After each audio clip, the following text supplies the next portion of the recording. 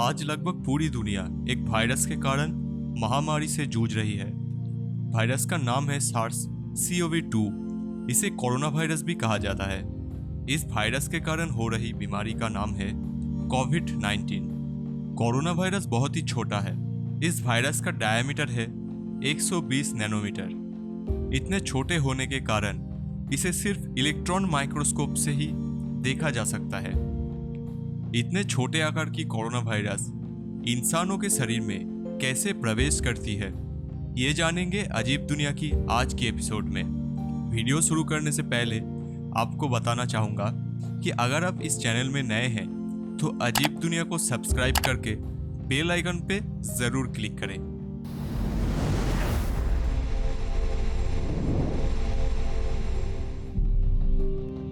एक वायरस वातावरण में हमेशा ही नॉन इफेक्टिव रहती है।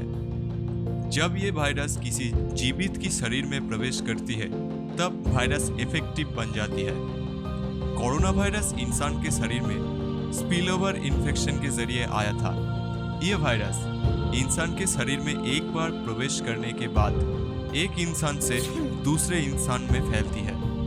कोरोना वायरस से इन्फेक्टेड इंसान जब किसी दूसरी इंसान से बात करती है तब छींक या बात करने के समय कोरोना वायरस दूसरे इंसान के शरीर में प्रवेश कर जाती है। अगर आप किसी इन्फेक्टेड इंसान की चीज़ों को छू लें तो कोरोना वायरस आपके हाथ में आ जाएगा और वो आपकी आँख, मुंह और नाक स्पर्श करने के कारण आपकी शरीर में चला जाएगा।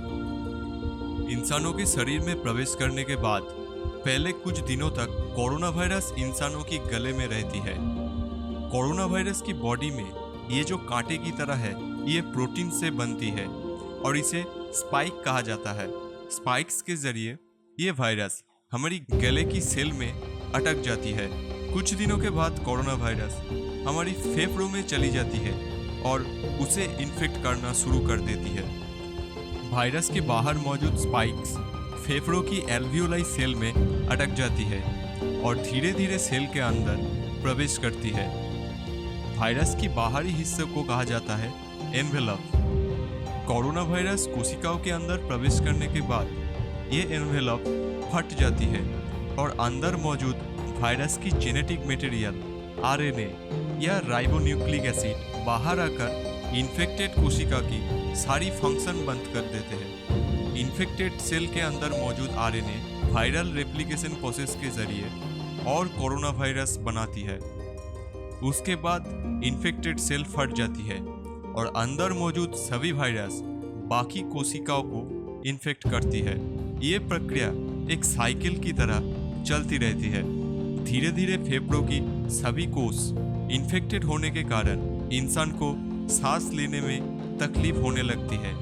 तब पेशेंट को वेंटिलेशन में रखा जाता है और उसे ऑक्सीजन दिया जाता है।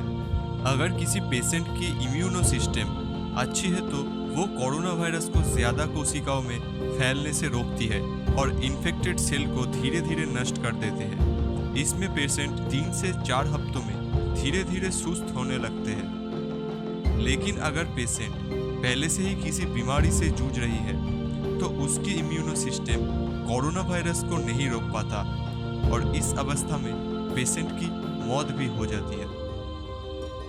दुनिया भर की सभी साइंटिस्ट अभी कोरोना वायरस की वैक्सीन बनाने में लगे हैं ताकि वैक्सीन से कोरोना वायरस को रोका जा सके।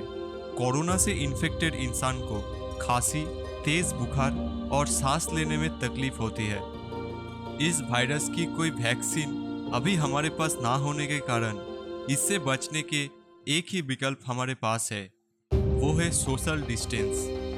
अगर आप बचना चाहते हैं तो अपने अपने घरों में रहें, बाहर ना निकलें और हर वक्त अपने हाथ साबुन, हैंड वॉश या हैंड सैनिटाइजर से साफ करते रहें। आशा करते हैं कि आज की वीडियो आपको अच्छा लगा। मैं जीत फिर से मिलेंगे एक और नए एपिसोड के साथ। तब तक के लिए नमस्कार।